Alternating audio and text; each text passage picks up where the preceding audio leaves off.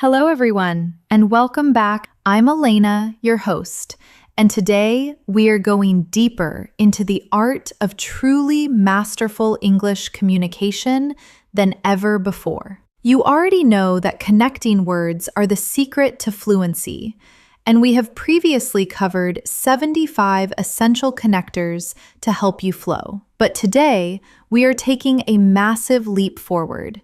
We are exploring over 100 advanced English transition phrases, along with the rules of how to use them. These are not just simple connectors, they are the sophisticated phrases that master storytellers, debaters, and native speakers use to weave intricate arguments, tell compelling stories, and express nuanced opinions. But today, we are not just learning what they mean. We are learning how and when to use them to sound professional, academic, or polite. These phrases will act as the polish on your English, turning simple sentences into persuasive and elegant communication. Whether you are telling a story to friends, giving a presentation at work, or writing an IELTS or TOEFL essay, these transitions will guide your listener through your thoughts with absolute clarity. They will help you build ideas, show similarities with style, explain consequences with precision, and give your opinions the weight they deserve. Mastering this next level of vocabulary will help you structure your narratives like a pro, so your stories are always engaging and easy to follow. It will allow you to argue logically, using phrases that introduce evidence and consequences seamlessly. You will sound more persuasive and authoritative, as these phrases carry a tone of intelligence and certainty. And ultimately, you will feel a sense of command over the language, knowing you have the right tool for every single conversational situation. Before we dive into these advanced linguistic tools, if you haven't already, please remember to subscribe to the channel and hit that bell icon. It helps us grow and ensures you never miss a lesson that could transform your English. All right, are you ready? Let's unlock these powerful transition phrases together. Let's begin with part 1, which focuses on connectors for building and expanding ideas. This category is all about taking a single idea and building it up, adding layers, or expanding the scope of what you are saying. You know, and also. But these phrases allow you to introduce new points with more sophistication and logical weight. First, let's look at the phrase, to say the least. This is a fantastic phrase used for understatement. You use it when you want to minimize the description of something, often implying that the reality is actually much stronger or more intense than your words suggest. A teacher's tip for this one? It is great for sarcasm or irony, and it is generally considered informal. For example, you could say, "The service at the restaurant was slow, to say the least," which implies it was terrible, perhaps the worst you have ever experienced. Let's practice. Say it with me. "The movie was confusing, to say the least." Now, your turn. "The traffic was terrible, to say the least." Next up is the phrase, "let alone." This is used to emphasize that a statement is even more true or applicable in a more extreme case. It connects a negative statement to an even more unlikely possibility, and essentially means, "and certainly not." A teacher's note here is that you use this to emphasize a gap in ability or logic. For instance, you might say, "I can't afford a bicycle, let alone a car." If a bike is too expensive, a car is impossible. Can you say this? "She can't swim, let alone dive." Your turn. "I didn't understand the question, let alone the answer." Then we have the phrase, "apart from that." This is a clean, conversational way to introduce an additional point or a separate topic after you have finished discussing something else. It acts as a pivot, signaling that you are moving to a different but related aspect of the situation. It is excellent for switching subjects in a meeting without sounding rude. For example, the hotel room was clean and comfortable. Apart from that, the location was perfect. Let's try this together. The food was great. Apart from that, the music was lovely. Now you try. The salary is good. Apart from that, the office is very close to my house. Moving on, consider on a related note.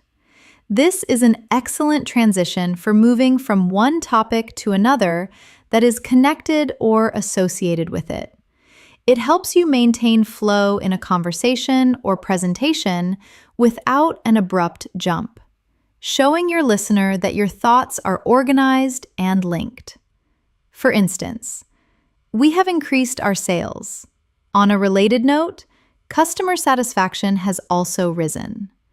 Repeat after me. The project is on schedule.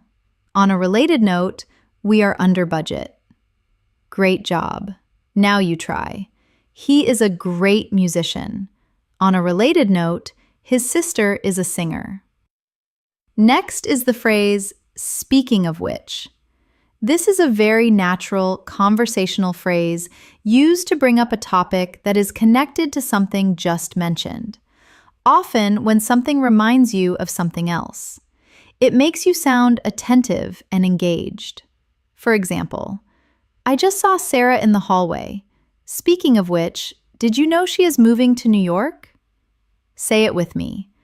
I watched that documentary last night. Speaking of which, the director was interviewed today. Now you. I'm reading a book about cooking.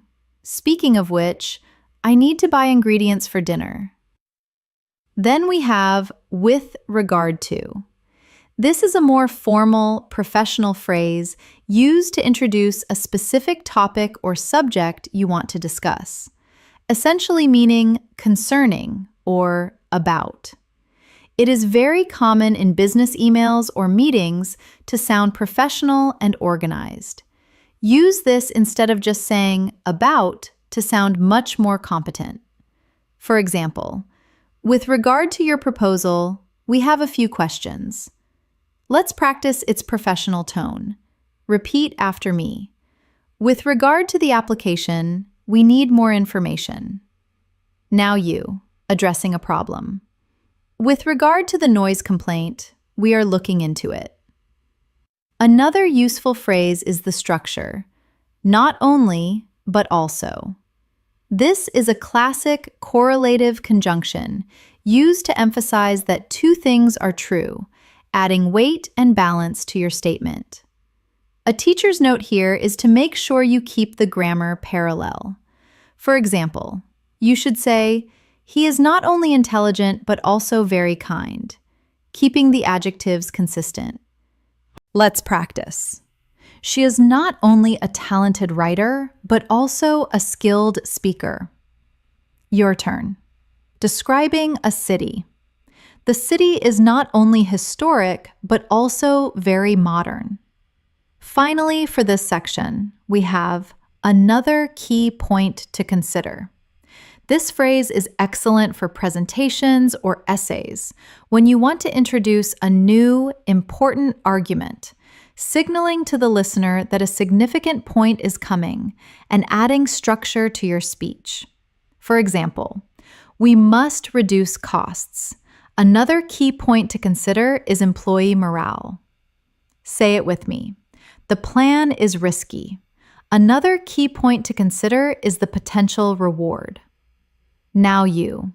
Listing reasons to move. The rent is high. Another key point to consider is the commute. Let's add a few more to this section to expand your toolkit even further. Consider, furthermore. This is a formal phrase that implies you are adding a point that reinforces the previous one with more weight. For example, the plan is safe. Furthermore, it is cheap. Repeat after me. The data is accurate. Furthermore, it is comprehensive. Next is moreover. This is similar to furthermore, but often introduces a more important reason than the one before. For example, he is rude. Moreover, he is dishonest. Say it with me. The job is boring. Moreover, the pay is low. Then we have in addition to. This is a direct replacement for besides or and also, sounding a bit smoother. For example, in addition to English, he speaks Spanish. Try this. In addition to the salary, she gets a bonus. We also have besides. While simple, don't overuse it, as in addition to often sounds smarter. For example, besides the cost, it takes too much time. Repeat after me. Besides being late, he was unprepared. Finally, what is more? This is a slightly emphatic way to introduce a benefit or a stronger point. For example, it is cheap. What is more, it is durable. Say it with me. The car is fast. What is more, it is safe. Now, let's move to part 2, connectors for similarity and comparison. This section explores phrases that help you show how things are alike or how they compare. Moving beyond simple like or same allows you to draw sophisticated parallels and contrasts, which is essential for academic or professional English. First, consider likewise. This is a formal connector meaning in the same way or similarly, and it shows that the action or feeling you are about to describe corresponds to what was just said. It creates a sense of balance and reciprocity. For instance, I promised to help him, and he promised to help me likewise. Repeat after me. You need to practice daily. Likewise, you must review your notes. Now you try. Agreeing with a policy. The manager supports the new policy. Likewise, the staff approves. Next is in much the same way. This phrase is used to highlight a strong similarity between two different actions or situations, emphasizing the parallel nature of the comparison. It is very useful for explaining a complex idea by comparing it to a simple one. For example, a captain leads a team. In much the same way, a parent guides a family. Say it with me. The heart pumps blood through the body. In much the same way, the engine moves fuel through a car. Now you try, comparing habits. He saves money for his future. In much the same way, she invests in her education.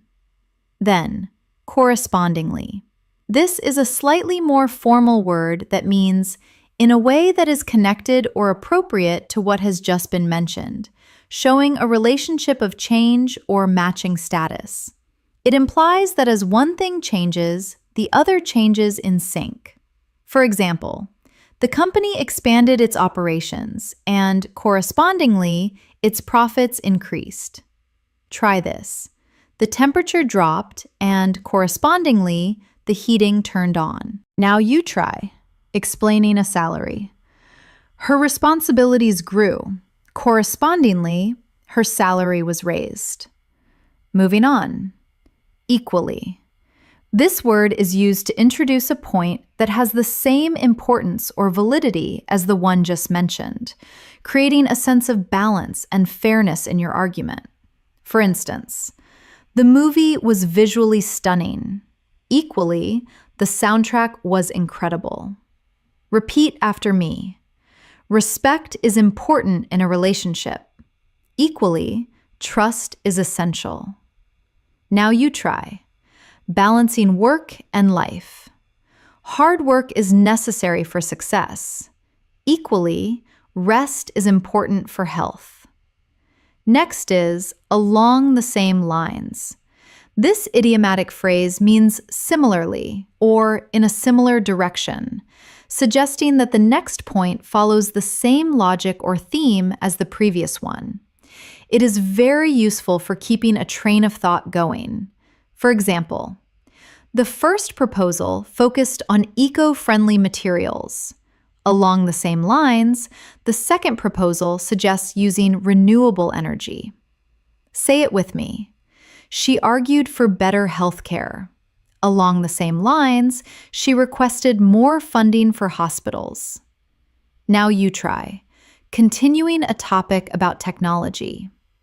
The new phone is faster. Along the same lines, the battery lasts longer. Then we have the structure. Just as, so too. This is a beautiful structure used to draw a direct comparison between two things, often emphasizing that if one is true, the other must also be true. It has a slightly literary or formal feel that sounds very educated. For example, just as the sun rises in the east, so too does it set in the west. Repeat after me. Just as a captain steers the ship, so too does a CEO lead the company. Now you try, comparing learning skills. Just as you practice piano to get better, so too must you practice English. Finally, for this group, comparable to. This phrase is used to assert that two things are similar in quality, size, or amount, and it is a great way to give a frame of reference to help someone understand the scale of something. For instance, the size of the country is comparable to that of Texas. Let's practice. The cost of living here is comparable to that in New York. Now you try, comparing performances. Her results are comparable to the top students in the class. Let's add a few more comparison tools. Consider, in contrast. This is stronger than but and is used to show a clear difference. For example, the old system was slow. In contrast, the new one is fast. Say it with me. City life is busy. In contrast, rural life is relaxed. Next is conversely. This is a formal way of saying on the opposite hand, often used to show an opposite result. For example, poverty is associated with crime. Conversely, wealth does not always mean safety. Repeat after me. He is very fit. Conversely, his brother is unhealthy. Then, unlike. This is a direct, efficient way to show difference. For example, unlike my brother, I enjoy cooking. Try this. Unlike the previous model, this one is electric. Now, let's move to part 3, connectors for consequence and purpose. This section is about logic. We will look at phrases that explain why things happen or what they happen for, helping you create a tight, logical narrative that is easy to follow. First, let's explore hence. This is a single, powerful word meaning as a result or for this reason. It is slightly formal and very efficient, making you sound concise and intelligent. A teacher's tip is that you should not use hence in casual text messages to friends, as it sounds stiff. Use it in writing or speeches. For example, he was late, hence he missed the introduction. Let's practice. The roads are icy, hence driving is dangerous. Now you try, explaining a decision. We ran out of time, hence we will continue tomorrow. Next up is thus. This is very similar to hence and means therefore or in this manner, often used to summarize a result or a conclusion drawn from evidence. For instance, the cost of materials rose, thus the price of the product increased. Say it with me. There was no evidence, thus the case was dismissed. Now you try, explaining a result. He studied hard, thus he passed with high marks. Then, accordingly. This word means in accordance with or consequently, suggesting that an action was taken as a logical response to a previous situation. It implies a sense of following the rules of the situation. For example, the weather was terrible. Accordingly, we canceled the picnic. Repeat after me. The budget was cut. Accordingly, we reduced our spending. Now you try adjusting a plan. The demand is low. Accordingly, production will slow down. Moving on. For this reason. This phrase is a clear, straightforward way to introduce the cause or justification for something. It is less formal than hence, but very effective in explaining your motives. For instance, he is the most experienced candidate. For this reason, we hired him. Let's try this. The product is unique. For this reason, it sells well. Now you try explaining a choice. She loves animals. For this reason, she became a vet. Next is, with this in mind. This is a thoughtful phrase used to introduce a decision or action that considers the facts you just mentioned, meaning considering this. It shows you are thinking logically and planning ahead. For example, the deadline is tight. With this in mind, we should start working immediately. Say it with me. The audience is young. With this in mind, we should use simple language. Now you try planning a gift. She loves reading. With this in mind, I bought her a book. Then, owing to. This phrase means because of or due to, and it is often used to explain the cause of a situation, especially when the cause is external or somewhat out of one's control. For example, the match was canceled owing to the heavy rain. Repeat after me. The flight was delayed owing to technical issues. Now you try explaining a success. The team succeeded owing to their hard work. Another useful connector is due to the fact that. This is a more verbose way of saying because, but it is very useful when you want to be precise and formal, especially in writing or formal speeches. For example, he was late due to the fact that his car broke down. Let's practice. We stayed inside due to the fact that it was cold. Now you try explaining a change. The price increased due to the fact that materials are scarce. Finally, as a direct consequence. This phrase emphasizes that the result happened directly and unavoidably because of the cause, strengthening the link between cause and effect. For instance, many people lost their jobs as a direct consequence of the economic crisis.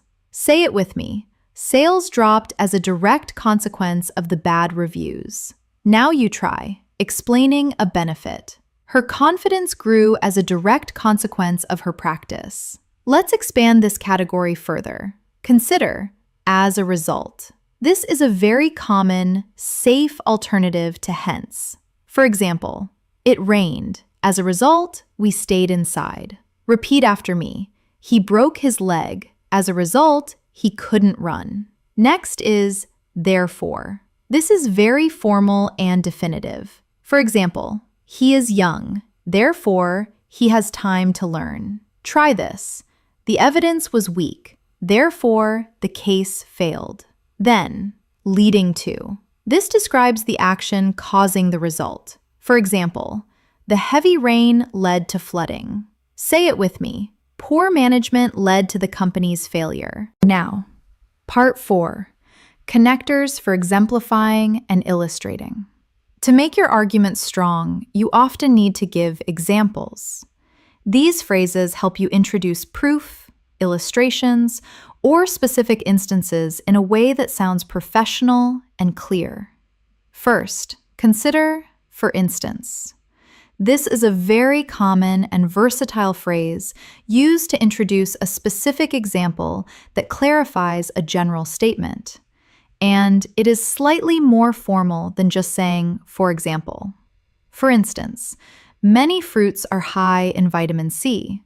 For instance, oranges and kiwis. Let's practice.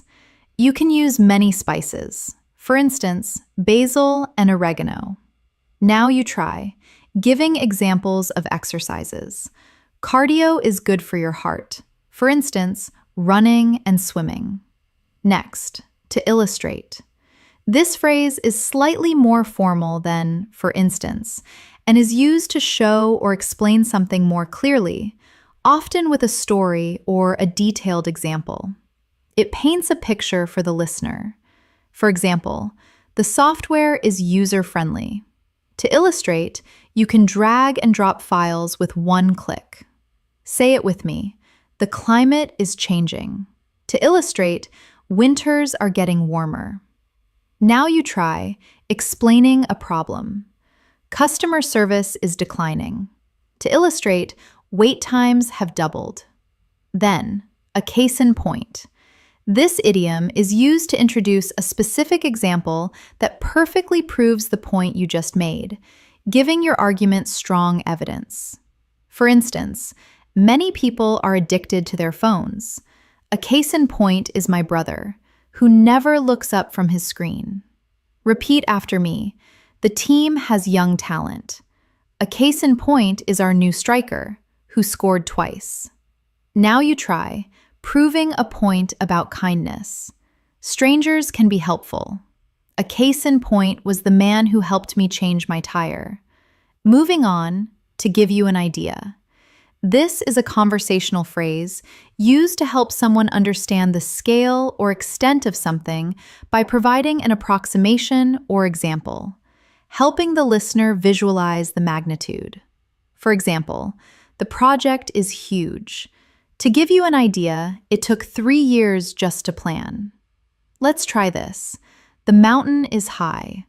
To give you an idea, it takes 2 days to climb. Now you try, describing a busy day. I was busy yesterday. To give you an idea, I attended 5 meetings. Next, consider the example of. This phrase is a direct and clear way to ask your listener to think about a specific instance to support your argument, which is very common in presentations to guide the audience's thinking.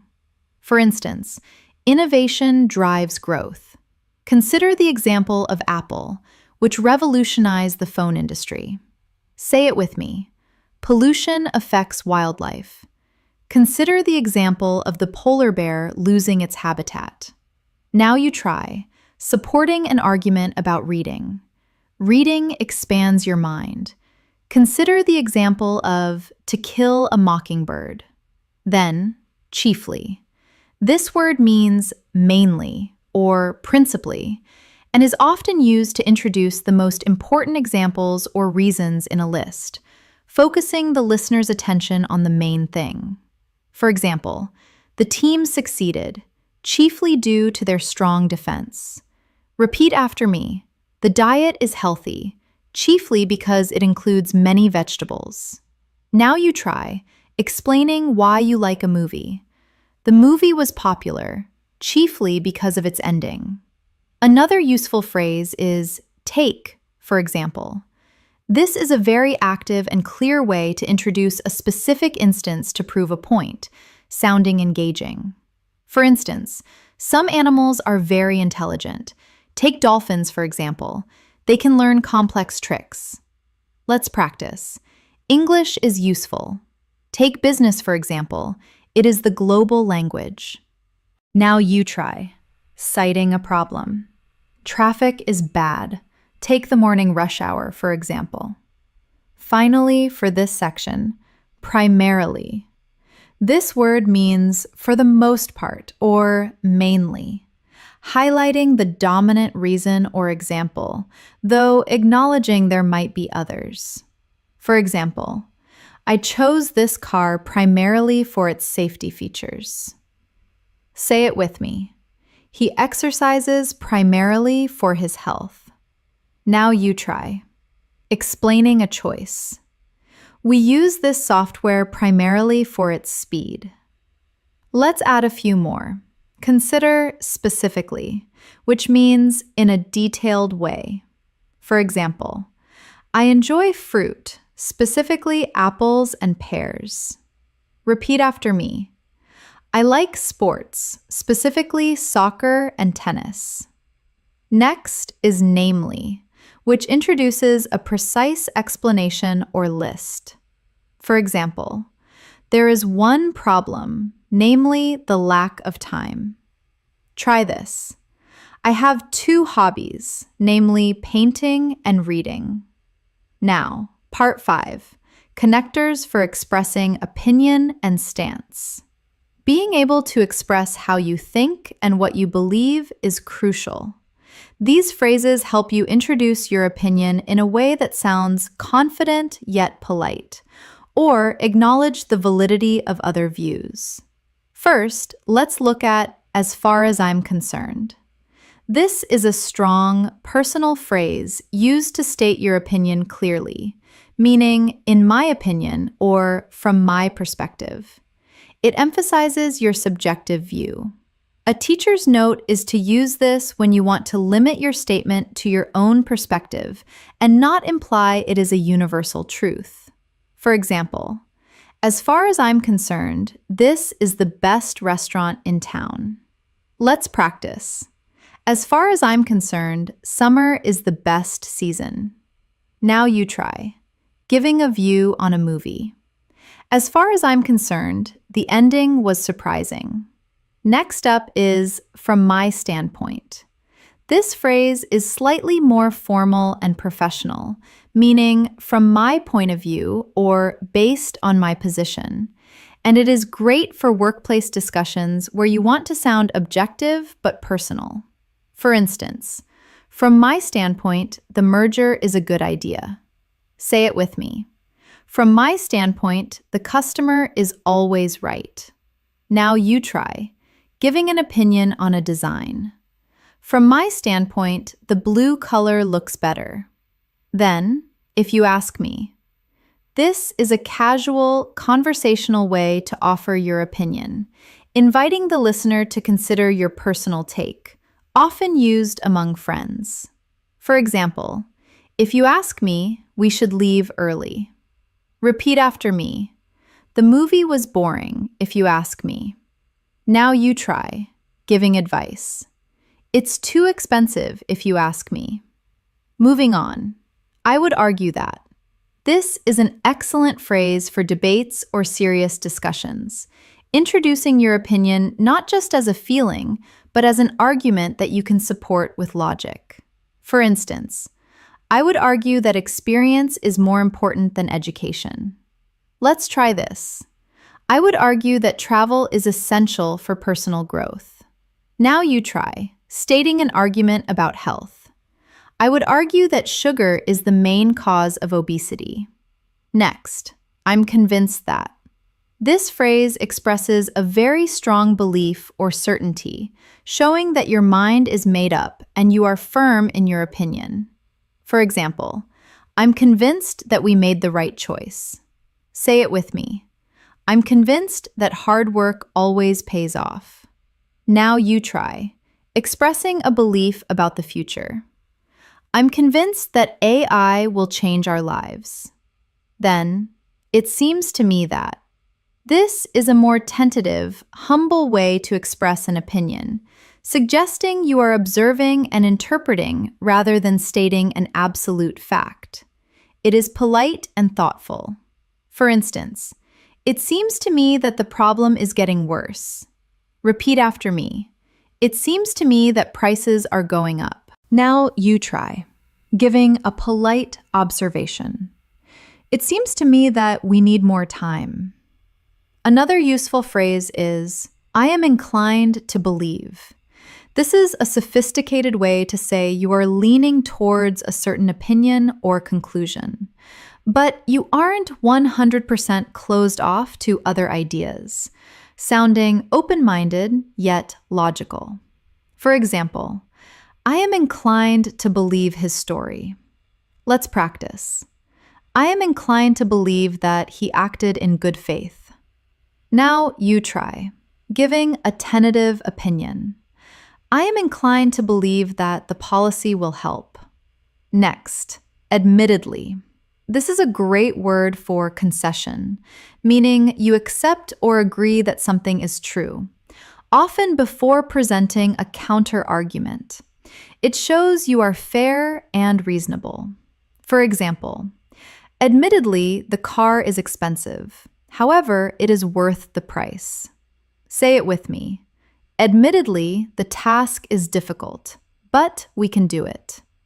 Now you try, conceding a point. Admittedly, he is talented, but he is also arrogant. Finally, for this group, granted. Similar to admittedly, this word is used to admit a truth before moving to a contrasting point, meaning it is true that. It is very useful in debate. For instance, granted, it is raining, but we can still go out. Repeat after me. Granted, the plan is risky, but the potential profit is high. Now you try, conceding a detail. Granted, the room is small, but it is cozy. Let's expand the opinion section further. Consider from my perspective, which is similar to standpoint.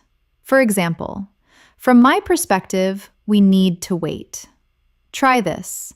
From my perspective, the risk is too high. Next is in my estimation, which is formal and thoughtful. For example, in my estimation, this will take 10 years. Say it with me. In my estimation, he is the best player. Then, to my mind. This is a bit old-fashioned, but very polite. For example, to my mind, that is the wrong choice. Repeat after me. To my mind, blue is the best color. Finally, part 6, connectors for generalizing and concluding. We have reached our final category. These phrases are designed to help you make broad statements based on specific facts or to bring your thoughts to a smooth, professional close. First, consider in general. This phrase is used to describe what is true most of the time, allowing for some exceptions, meaning usually or as a whole. For example, in general, I prefer tea over coffee. Let's practice. In general, dogs are friendly animals. Now you try, making a broad observation. In general, people want to be happy. Next, by and large. This idiomatic phrase is a friendly, slightly informal way to say on the whole or mostly, considering everything to give a general feeling. For instance, by and large, the event was a success. Say it with me. By and large, the feedback has been positive. Now you try, summarizing a year. By and large, it was a good year. Then, for the most part. This phrase is very similar to in general and means mostly or largely, highlighting that the majority of a situation fits the description. For example, the day was sunny for the most part. Repeat after me. The project is complete for the most part. Now you try, describing a book. The story is realistic for the most part. Moving on, typically.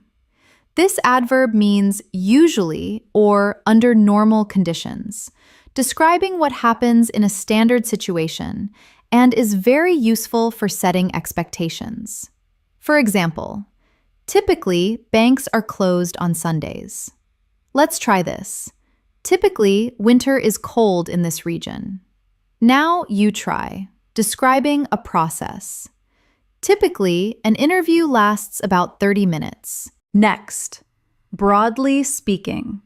This phrase is used to make a general statement without getting into specific details, meaning in general terms, allowing you to make a summary statement. For instance, broadly speaking, the economy is improving. Say it with me. Broadly speaking, vegetables are healthy. Now you try, making a general comment about culture. Broadly speaking, people in this country are very polite. Then, at the end of the day. This is a very common conversational phrase used to state the most important fact or the final conclusion after everything else has been considered, meaning when everything is taken into account. It cuts through the noise. For example, we have different opinions, but at the end of the day, we want the same result. Repeat after me. At the end of the day, it is your decision. Now you try. Summarizing a work situation.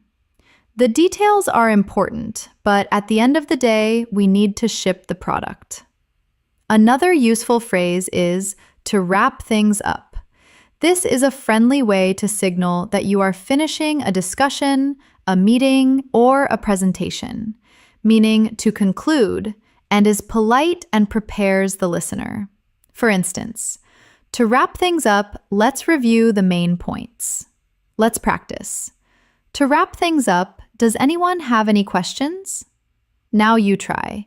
Ending a speech. To wrap things up, I hope you learned a lot today. Next, as a final note. This is a formal and clear way to introduce the very last point you want to make, giving it special importance as a closing thought. For example, as a final note, please remember to submit your reports. Say it with me. As a final note, safety is our top priority. Now you try. Ending an email. As a final note, we look forward to seeing you. Finally, for this set, to bring it all together. This phrase is used to summarize all the points you have made and show how they relate to a single conclusion, acting as a great synthesis tool. For instance, we have discussed sales, marketing, and product quality. To bring it all together, our strategy focuses on the customer. Repeat after me. We analyze the data and the feedback. To bring it all together, we are moving in the right direction. Now you try. Summarizing a lesson. We learned grammar and vocabulary. To bring it all together, practice is the key to fluency. Let's add a few concluding phrases. Consider all in all, which means everything considered. For example, all in all, it was a good trip. Say it with me. All in all, the team played well. Next is in short, which means briefly. For example, in short, we need more money. Try this. In short, the answer is no. Then, ultimately, which means in the end or at the most basic level. For example, ultimately, success depends on you. Repeat after me. Ultimately, it is your choice. Congratulations! You have now mastered over 100 advanced English transition phrases that will truly elevate your communication. We have explored how to build ideas, compare similarities, explain consequences, illustrate points, express opinions with finesse, and bring it all together with strong conclusions. These are the marks of a fluent, sophisticated speaker. They are the tools that will help you tell better stories, win arguments, and connect with people on a deeper level. I want to leave you with one final pro tip for your journey. Mix and match. Do not use all these formal phrases in one sentence. If you say, furthermore, in light of the fact that, from my standpoint, in general, you will sound robotic. The key to fluency is variety. Use a formal phrase like furthermore in an essay, but switch to plus or also in a chat with a friend. Your challenge for this week is to incorporate at least 5 of these phrases into your daily speech or writing. Whether you are writing an email, telling a story to a friend, or even talking to yourself in the mirror, force yourself to use phrases like speaking of which, as a direct consequence, or at the end of the day. The more you use them, the more natural they will become. Thank you so much for joining me for this extended masterclass. If you enjoyed this lesson and found these 100+ phrases helpful, please give this video a thumbs up, share it with your fellow learners, and make sure you are subscribed with notifications on. I am Elena, and I am so proud of your dedication to learning. Keep practicing, keep using these new tools, and I will see you in the next lesson. Bye for now.